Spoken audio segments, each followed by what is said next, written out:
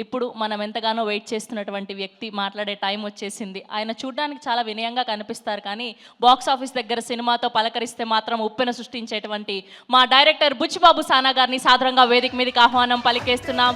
The captain of ship పెద్దిగా మన అందరినీ పలకరించడానికి సిద్ధమైపోయినటువంటి మా డైరెక్టర్ బుచ్చిబాబు సానా గారిని సాదరంగా వేదిక మీదకి ఆహ్వానం పలికేస్తున్నాం.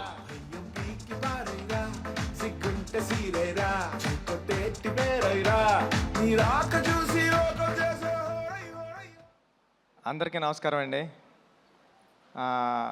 మా గురువు గారు సుకుమార్ గారికి సార్ థ్యాంక్ యూ సార్ వచ్చినందుకు. ఏం మాట్లాడడానికి ఏమీ లేదండి, సింపుల్గా చెప్పేస్తాను.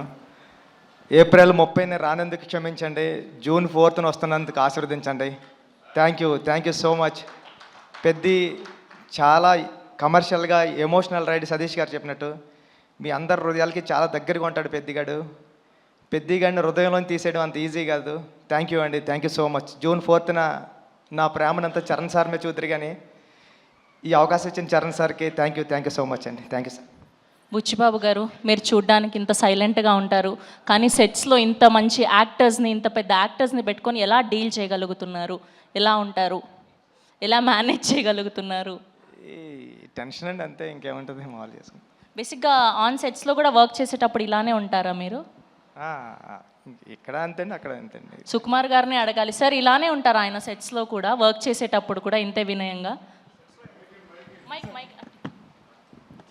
సార్ అలాగే చెప్పండి, ఇలాగ ఉంటానని.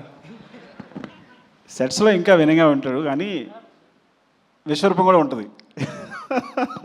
బికాజ్ ఒక డైరెక్టర్కి అంత కమాండ్ ఉంటే కానీ చేయలేరు కదా. So there are two sides. So డైరెక్టర్గా ఉన్నప్పుడు విశ్వరూపం ఉంటుంది, మళ్ళీ షార్ట్ అయిపోతే ఇలాగే ఉంటాడు.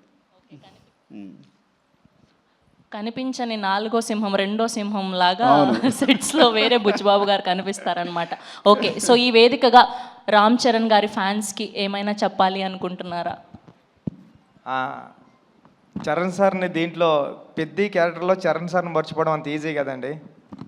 చాలా అంటే చాలా మీరు ఇష్టపడిపోతారు పెద్ద క్యారెక్టర్ని. థ్యాంక్ యూ అండి, thank you so much. Okay, మాటలంటే మాట్లాడలేరు, కానీ ఒక 2 స్టెప్పులు అయితే వేయొచ్చు కదా. అది ఈ జన్మలో కదండి, వచ్చే జన్మలో కూడా కుదరదు. కాదండి, ఈ మధ్య డైరెక్టర్లు భారీగా స్టెప్పులు వేసేసి సినిమాని ప్రమోట్ చేస్తున్నారు, మనం కూడా ఎందుకు ట్రై చేయకూడదు చెప్పండి. ఈ స్టెప్పులు వేస్తానండి. Thank you. అయ్యయ్యో.